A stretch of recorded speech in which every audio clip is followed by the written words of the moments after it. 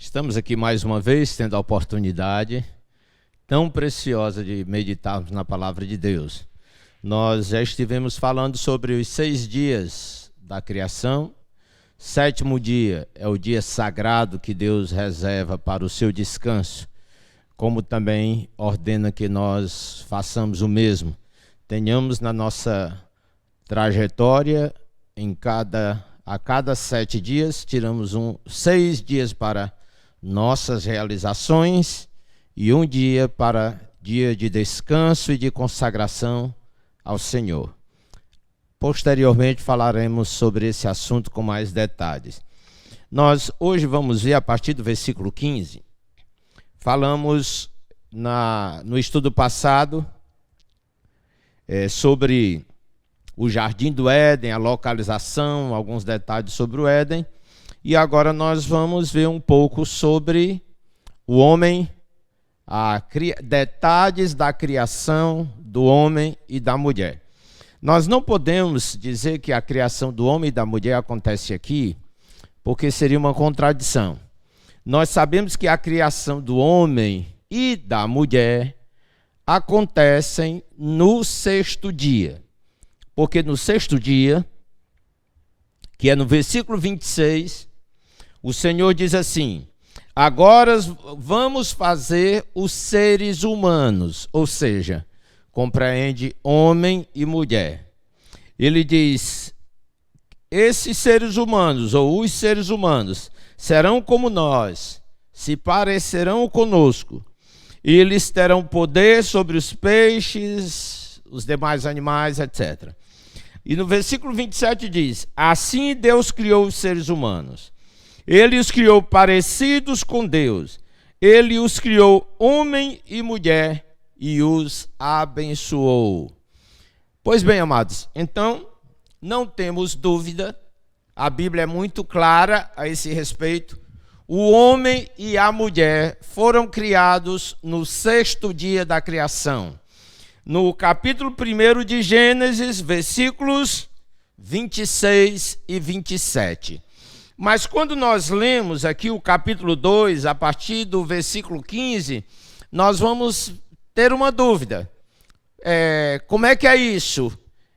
Deus diz no capítulo 1 que criou o homem e a mulher. E agora ele está criando a mulher?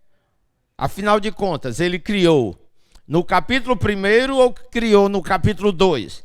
Bem, esse é o mesmo questionamento que há em relação ao início do capítulo 2, quando fala sobre os vegetais. Aqui diz que da terra, no versículo 6,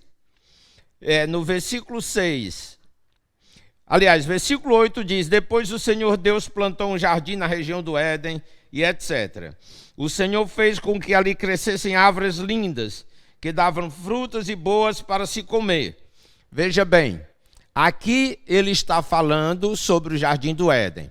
Mas, afinal de contas, Deus criou as plantas, os vegetais, no capítulo 2 ou no capítulo 1? Deus criou os vegetais no capítulo 2. Então, por que o autor sagrado fica o tempo todo levando para o capítulo 2 aquilo que já aconteceu no capítulo 1? Deixa eu tentar esclarecer essa questão. Olha, no capítulo 1, o Senhor fala o que fez. No capítulo 2, ele vai esmiuçar um pouco e vai falar como fez.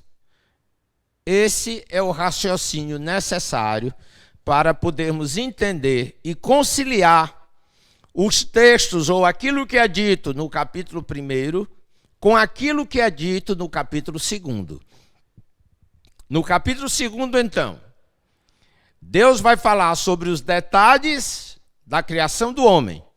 Vai dizer que o homem foi criado do barro, ele veio do pó da terra, e no capítulo 2 ainda ele vai dizer que a mulher que Deus criou lá no capítulo 1, versículo 26 e 27, quando Deus a fez, ele fez tirando da costela do homem, aliás, tirando uma costela do homem. Então veja bem, isso é muito importante para que a gente entenda o texto sagrado. É preciso essa compreensão. O autor sagrado, no capítulo 2, ele vai voltar no tempo, se referindo a questões mencionadas no capítulo 1. Quais são as 3 questões que ele traz lá do capítulo 1, esmiuça um pouco mais no capítulo 2. Primeiro, é sobre a criação dos vegetais, que no capítulo 1 trata, entre o 2º e o 3º dia, fala sobre a criação dos vegetais. Aliás, 3º dia fala sobre a criação dos vegetais. E aí nós vamos ter depois o capítulo 26 ainda, mas, aliás, capítulo 1, versículo 26 e 27. Quando ele fala da criação do homem e da mulher, mas ele não diz detalhes. Então, aqui no capítulo 2, ele vai dizer que o homem foi criado do pó da terra, Deus soprou nas suas narinas o fôlego de vida e etc. E a mulher, aqui ele vai explicar que quando Deus criou a mulher, no capítulo 1, ele, depois de ter criado o homem, em primeiro lugar, ele então tirou uma das costelas do homem e a partir dessa costela, o Senhor fez a mulher. Então, aqui é um detalhamento do que acontece no capítulo 1, para que vocês entendam bem e não fiquem achando que a Bíblia se contradiz. Pois bem, versículo 15. Então o Senhor Deus pôs o homem no jardim do Éden para cuidar dele e nele fazer plantações. E o Senhor deu ao homem a seguinte ordem. Veja bem, com que objetivo o Senhor colocou o homem no jardim do Éden? Aquele ali era o espaço de vida do homem, o seu espaço de realização, digamos assim, é a sua área residencial, ainda que Deus tenha dito que o homem deveria se multiplicar e encher ou povoar toda a terra. Mas o primeiro casal foi delimitado para ele um sítio, digamos assim, muito bonito, chamado jardim, porque era de fato como um jardim. Esse jardim ficava na parte leste de uma região também muito próspera, conhecida por Éden. No Éden, diz a palavra de Deus que corria um rio. Esse rio atravessava o jardim onde Deus tinha preparado para o homem. E depois de atravessar o jardim, ele se dividia em 4 braços, ou seja, 4 rios, que eram os rios Tigre, Eufrates, Pison e Gion. Agora, no versículo 15 diz que Deus pôs o homem no jardim do Éden para cuidar dele. Eu quero fazer aqui uma observação. A maioria dos irmãos a maioria dos cristãos acha que Deus, quando criou o homem, criou para não fazer nada.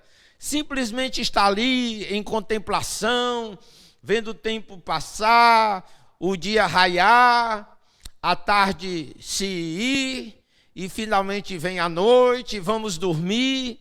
Meus amados, isso nunca fez parte do programa de Deus, do projeto de Deus para o homem. Da mesma forma, os irmãos pensam que quando formos para o céu também vai ser um lugar assim, onde não vamos fazer nada, passar toda a eternidade apenas dizendo glória, glória, aleluia, glória a Deus.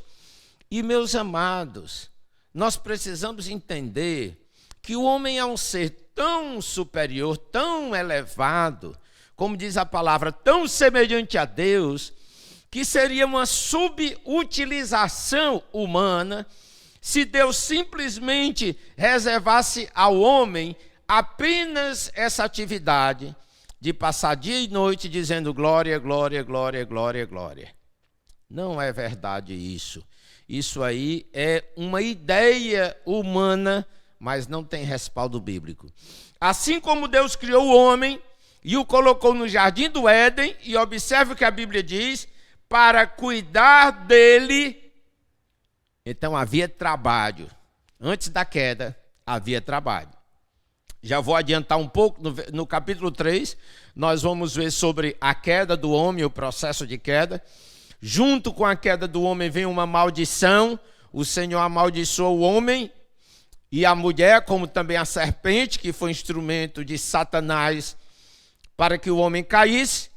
E aí o Senhor diz que a partir de agora você vai trabalhar com o suor do seu rosto, vai se manter.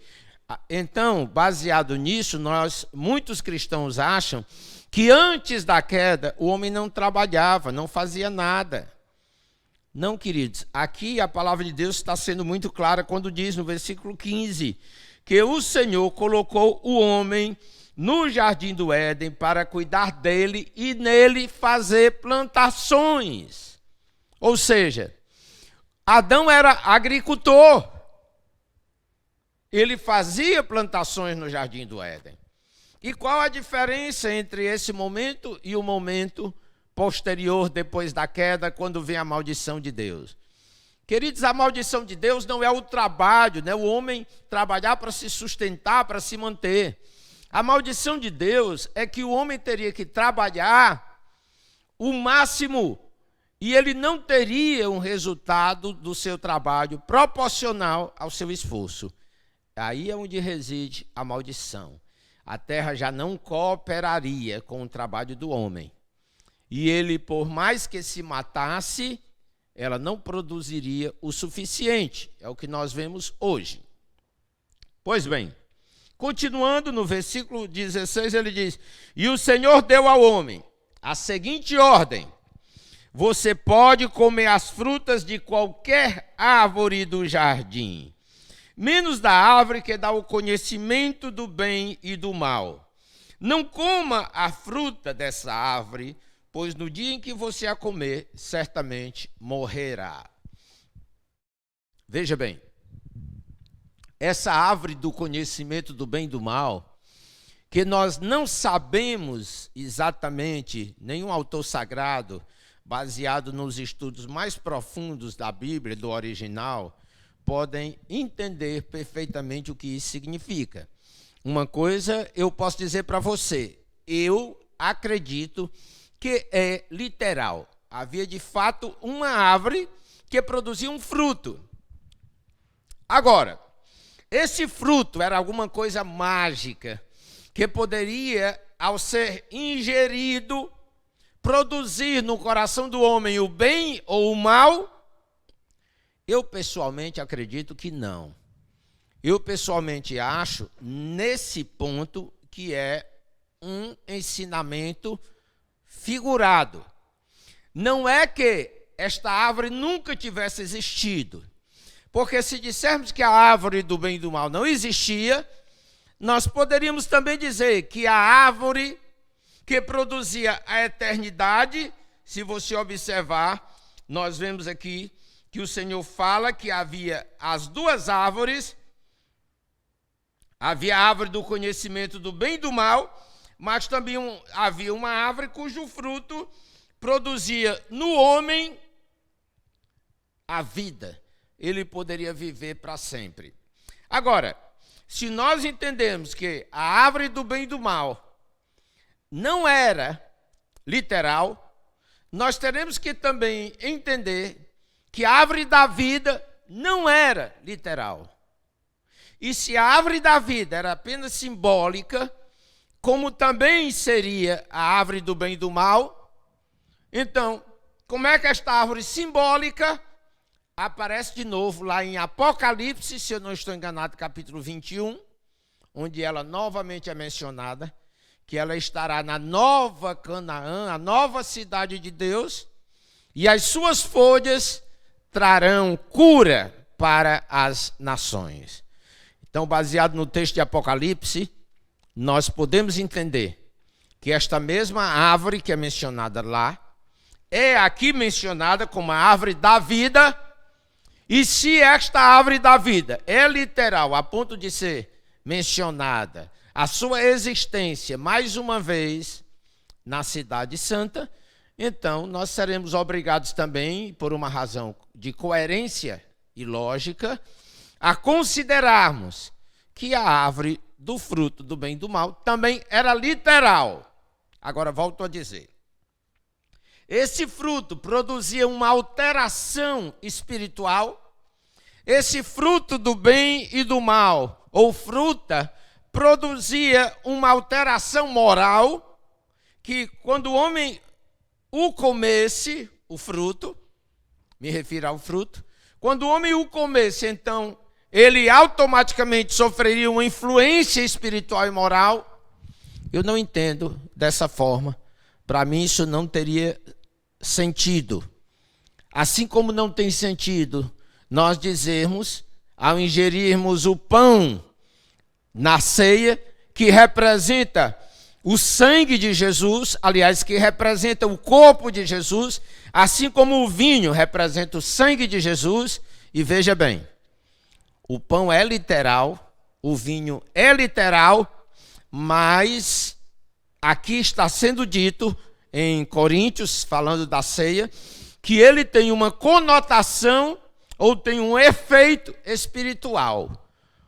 Portanto, se nós podemos entender assim,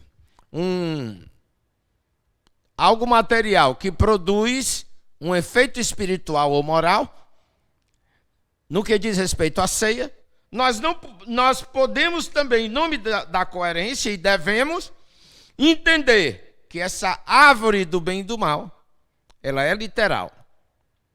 Agora, em que aspecto ela vai produzir um efeito moral ou espiritual? No meu entender, esse efeito moral ou espiritual não tem tanto a ver com o fruto ou a fruta comido, mas tem mais a ver com a obediência ou desobediência à vontade de Deus. Porque o próprio Jesus diz que aquilo que entra pela nossa boca, não é isso que torna o homem impuro ou puro, mas aquilo que sai pela boca, porque vem do coração. Portanto, essa questão de pecado, essa questão de impureza espiritual, de morte espiritual, tem a ver com o coração e não com os alimentos ingeridos ou não.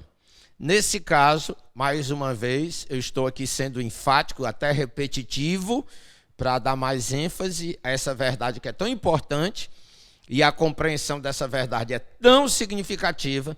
Nós estamos aqui querendo dizer para você que o que pesou naquela decisão de Adão e Eva foi a questão de obedecer ou não a ordem que Deus havia dado de não comer da árvore do bem e do mal.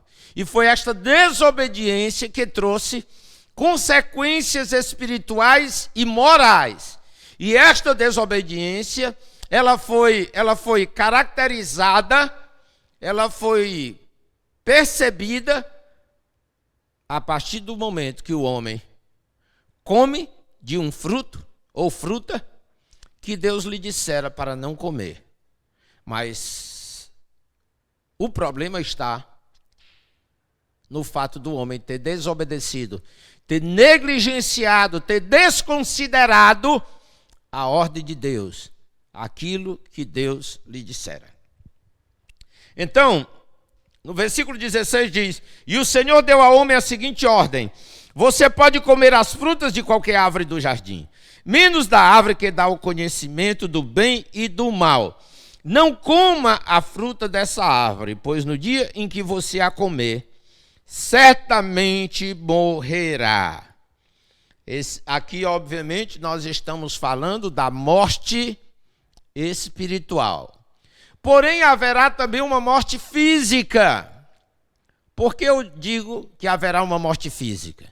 Porque a partir do momento que o homem pecou, ele foi expulso do jardim do Éden. E ele não tinha mais acesso a qualquer coisa que estivesse ali dentro do jardim do Éden, porque a palavra de Deus diz que o Senhor colocou um anjo ao redor do jardim, um anjo com uma espada, para impedir que qualquer pessoa, ou o próprio Adão e Eva, tivesse ainda acesso àquele lugar e a todas as árvores e benefícios que haviam naquele lugar. Uma vez que o homem foi proibido de voltar a entrar no jardim do Éden, ele também foi privado de uma outra árvore que também se encontrava lá. E a palavra de Deus diz que esta árvore estava no meio do jardim. E já não é mais a árvore do bem e do mal, é a árvore da vida.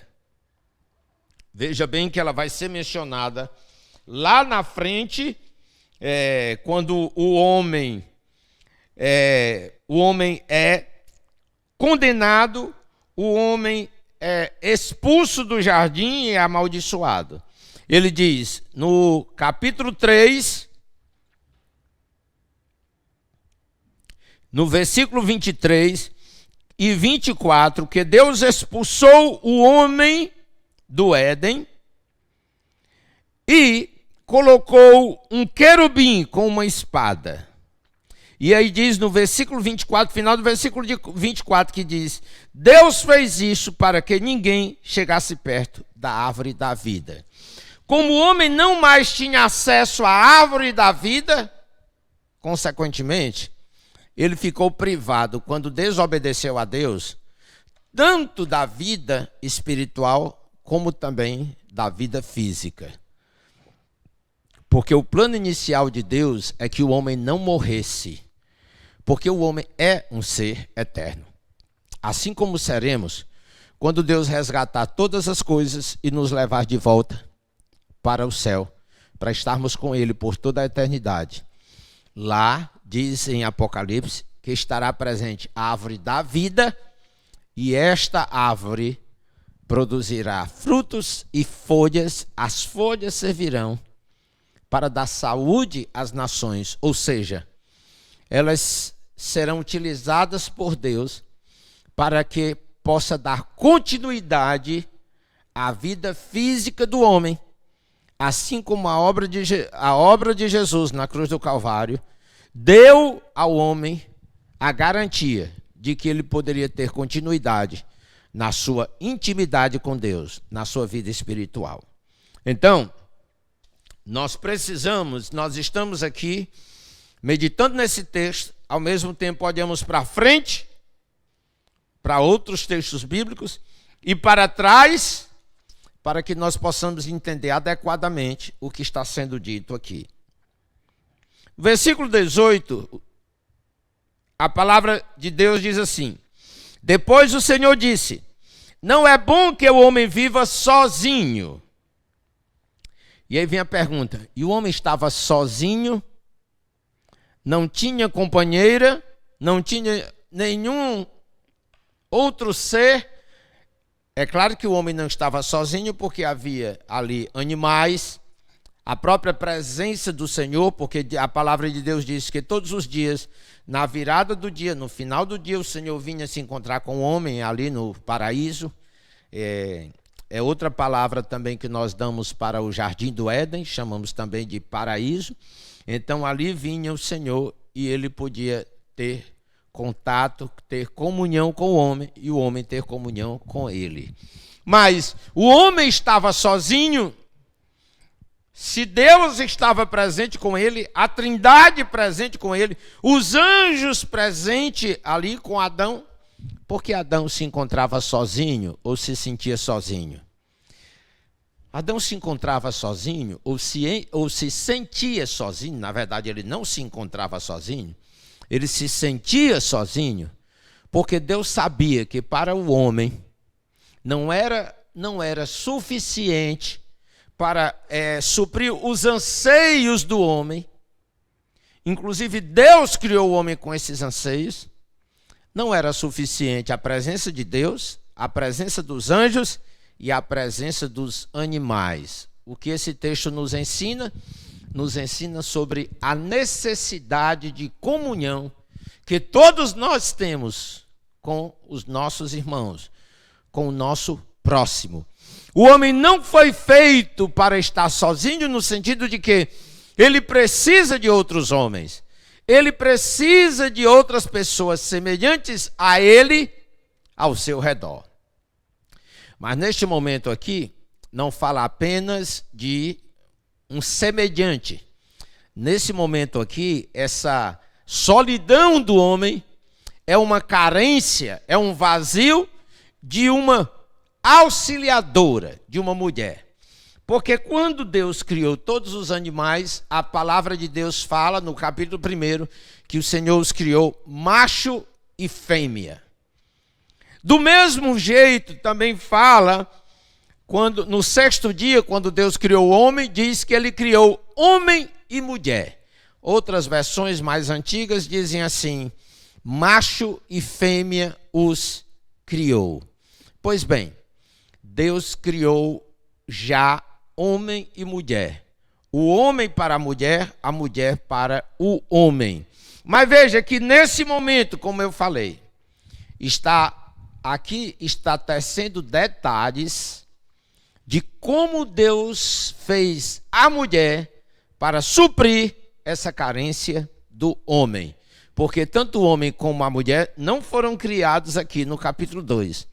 Eles foram criados no capítulo 1, capítulo 1, versículos 26 e 27. Vou repetir. Aqui no capítulo 2 está sendo explicado como Deus fez a mulher. Não está falando sobre a criação da mulher, porque a criação da mulher acontece no capítulo 1, versículos 26 e 27, assim como também criou o homem. Mas de acordo com esse texto aqui, o Senhor vai falar como criou a mulher. Primeiro, ele criou a mulher depois de ter criado o homem. Isso fala, inclusive, no Novo Testamento, se eu não estou enganado, no livro de Hebreus. E outra coisa importante, Deus criou a mulher a partir de uma parte, de um pedaço do homem, de uma costela do homem. Então, nós estamos aqui descrevendo o processo de Deus na criação da mulher. Não é a criação, mas é como Deus realizou essa criação da mulher. A criação acontece no versículo 26. Você pode dizer, pastor, o senhor está repetindo demais. Estou, até que isso entre na sua cabeça, porque a maioria dos cristãos tem uma dúvida muito grande sobre isso, porque eles pensam que aqui está falando sobre a criação da mulher. Não fala da criação da mulher. Está explicando como foi que Deus criou a mulher. É a explicação de como foi. Não é o que ele fez, é como fez. Então, versículo 18 ainda, ele diz, vou fazer para ele alguém que o ajude como se fosse a outra metade. E outras versões dizem assim, far-lhe-ei uma auxiliadora que lhe seja idônea. A palavra idônea significa compatível, que esteja ao mesmo nível de, ou que corresponda às expectativas de, nesse caso, que corresponda às expectativas de Adão. Versículo 29. Depois que o Senhor Deus formou da terra todos os animais selvagens e todas as aves, ele os levou ao homem para que pusesse nome neles. Veja bem, aqui nós temos uma outra tarefa dada ao homem. Adão foi o primeiro taxonomista do mundo. O que significa essa palavra taxonomista? Taxonomista vem da taxonomia, que é a ciência que trata da nomenclatura dos seres vivos. Então, nós estamos aqui vendo Adão recebendo a incumbência de nominar, de dar nome a todos os seres vivos que Deus havia criado. Então Deus formou da terra todos os animais selvagens, todas as aves, ele os levou ao homem para que pusesse nome neles. E eles ficaram com o nome que o homem lhes deu. Versículo 20, ele pôs os nomes nas aves e em todos os animais domésticos e selvagens.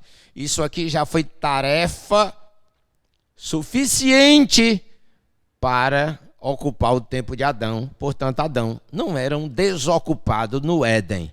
Adão não era alguém que estava tirando férias no Havaí.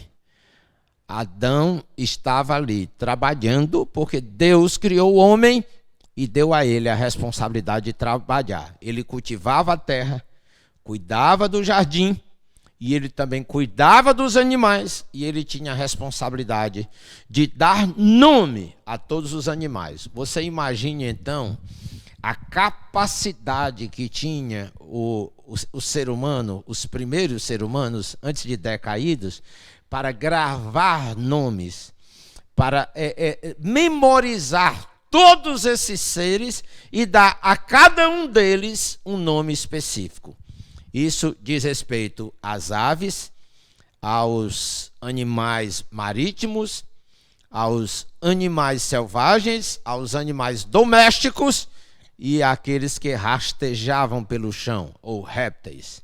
Então veja bem como o homem tinha trabalho para realizar. Uma função realmente árdua e de muita responsabilidade. Versículo 20 diz, ele pôs o nome nas aves e em todos os animais domésticos e selvagens, mas para Adão não se achava uma auxiliadora que fosse como a sua outra metade, ou seja, que complementasse o homem. Deus criou o homem com este anseio de complementação. E este anseio de complementação é que dirige o desejo do homem para a mulher que Deus criou. Versículo 21. Então o Senhor Deus fez com que o homem caísse num sono profundo. Enquanto ele dormia, Deus tirou uma das suas costelas e fechou a carne naquele lugar. Dessa costela o Senhor formou uma mulher e a levou ao homem. Então o homem disse, olha bem a expressão de alegria, de empolgação, de vibração de Adão, quando ele viu Eva, sua esposa. Ele diz, agora sim, esta é carne da minha carne e osso dos meus ossos.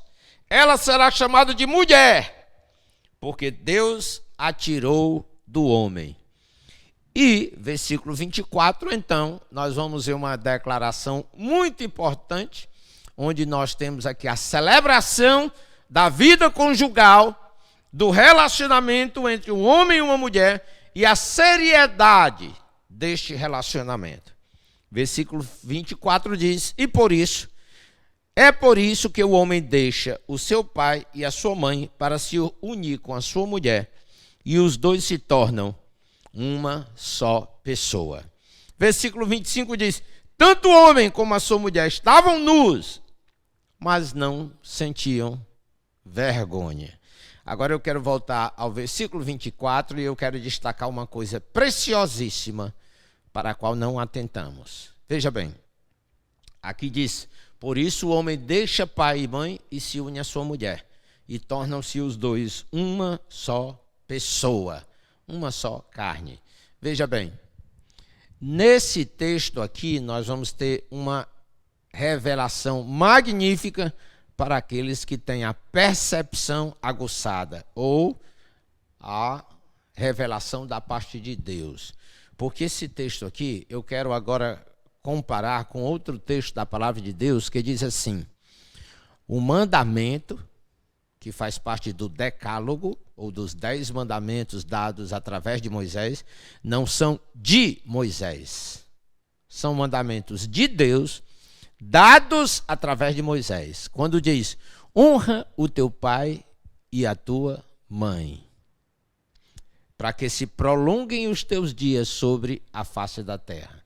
Olha aqui, Deus diz, honra o teu pai e a tua mãe. Esse é um mandamento importantíssimo. O homem deve obediência, submissão e respeito aos seus pais. Mas agora Deus diz assim, quando o homem se une à sua mulher, ele diz, deixa o homem pai e mãe, se une à sua mulher. Veja bem, queridos, então a honra que é dada ao pai e à mãe, agora deve existir entre o casal. E a partir deste momento, porque na cadeia de autoridade, nós temos o homem, os seus pais, que são as maiores autoridades sobre o homem na terra, e em seguida, Deus. Agora o Senhor faz o seguinte, o Senhor bota para terceiro lugar o pai e a mãe, a honra devida ao pai e à mãe, e coloca agora a vida conjugal como acima desta relação de pai e de mãe. Se nós formos aplicar esse texto e falarmos sobre relação conjugal, nós teríamos aí mais 1 hora de ministração.